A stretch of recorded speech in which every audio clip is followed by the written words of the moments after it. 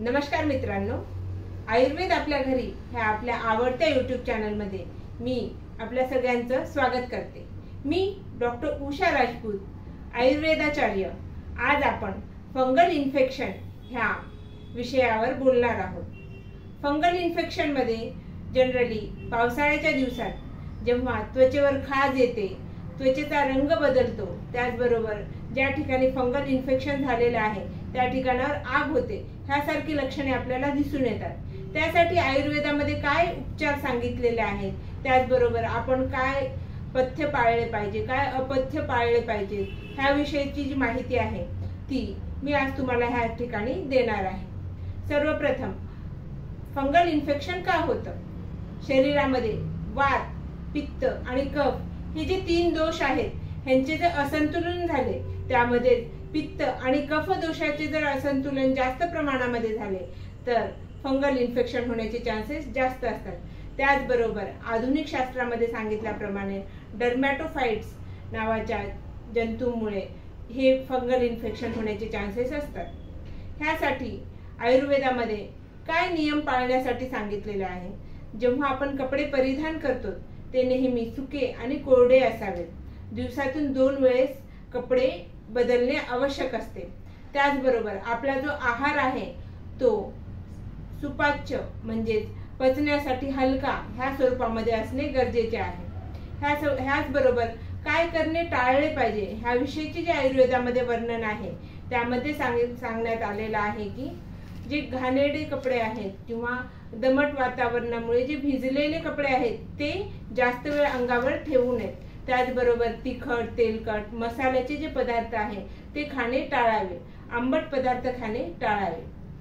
आयुर्वेदामध्ये जे विविध औषधी वनस्पतींचं वर्णन करण्यात आलेलं आहे जे की आपण फंगल इन्फेक्शन साठी वापरू शकतो, त्यामध्ये निंब, हरिद्रा, चंदन ह्यासारख्या विविध औषधी वनस्पतींचं वर्णन आलेलं आहे। त्यामध्ये हरिद्रा ही जी वनस्पती आहे त्यामध्ये असलेल्या कुर्क्युमिन नावाच्या घटक द्रव्यामुळे त्याचे अँटी फंगल जी प्रॉपर्टी आहे ती जास्त प्रमाणात आपल्याला दिसून येते। त्याचबरोबर निंब हे देखील एक अँटी फंगल औषध म्हणून आपण ह्या ठिकाणी वापरू शकतो। त्यासाठी हरिद्रा आणि निंब ह्या दोन्ही जे औषधी वनस्पती आहेत त्यांना चूर्ण स्वरूपामध्ये घेऊन त्यांचा काढा बनवणे किंवा त्यांचा लेप जो आहे ज्या भागावर फंगल इन्फेक्शन झालेलं आहे त्या भागावर लावणे किंवा ह्यापासून बनवलेलं जे तेल आहे ते देखील आपण ट्रीटमेंट म्हणून वापरू शकतो जेव्हा आपल्याला फंगल इन्फेक्शनचा त्रास होतो। तर आयुर्वेदामध्ये वर्णन केलेल्या पंचकर्म चिकित्सेबद्दलची आपण ह्या ठिकाणी आता माहिती पाहूया। पंचकर्म चिकित्सेमध्ये सर्वप्रथम सांगण्यात येतं की विरेचन चिकित्सा, ज्यामध्ये की जो आपल्या शरीरामध्ये पित्त दोषाची जी दृष्टी झालेली असते, ज्यामुळे शरीरात वाढलेलं पित्त काढून टाकण्यासाठी विरेचन चिकित्सा करण्यात येते। त्यामध्ये औषधी वनस्पतीचा काढा किंवा चूर्ण स्वरूपामध्ये आपल्याला घेण्यासाठी सांगितलं जातं। त्यानंतर जे लूज मोशन होते त्याद्वारे जो शरीरात वाढलेले जे पित्त आहे ते शरीराबाहेर निघून जाण्यासाठी मदत मिळते आणि फंगल इन्फेक्शनचा जो त्रास आहे तो कमी होतो। त्याचबरोबर वमन चिकित्सेचा देखील पंचकर्मामधील फंगल इन्फेक्शन साठी खूप चांगल्या प्रकारे उपयोग होतो। त्यामध्ये आपण जेव्हा पेशंटला वमन चिकित्सा करतो त्यामध्ये उलटीसाठीचं औषध पेशंटला दिलं जातं।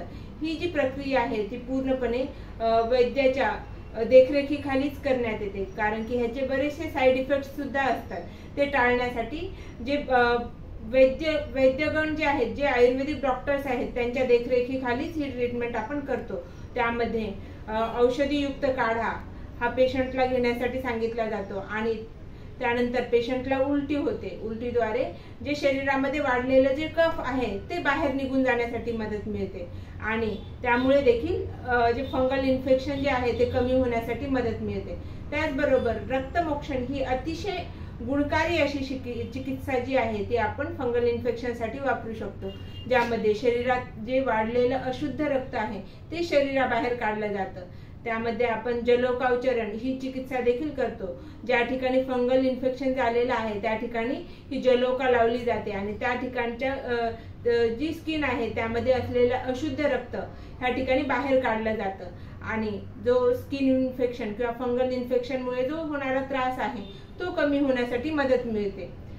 ह्याचबरोबर आपण जर पथ्य व्यवस्थित पाळले तर त्यामुळे देखील आपले फंगल इन्फेक्शन जे आहे ते कमी होऊ शकतं। त्यामध्ये तिखट, तेलकट, मसाल्याचे पदार्थ तसेच आंबट पदार्थ कमी प्रमाणात खाणे ह्यासारखे आपण उपाय करू शकतो। तर ही तर झाली आयुर्वेदामध्ये वर्णन केलेली फंगल इन्फेक्शन साठीची ट्रीटमेंट। ह्यासारख्याच आणखी शास्त्रशुद्ध पद्धतीने वर्णन केलेल्या ज्या ट्रीटमेंट आहेत किंवा जी चिकित्सा आहे त्याविषयीची माहिती आपण आपल्या ह्या आवडत्या आयुर्वेद आपल्या घरी ह्या चॅनलमध्ये घेऊ शकतो। तर त्यासाठी आमच्या चॅनलला सबस्क्राईब करा। हा व्हिडिओ आवडला असेल, ही माहिती तुम्हाला जर चांगली वाटली असेल तर आमच्या चॅनलला लाईक करायला विसरू नका। धन्यवाद।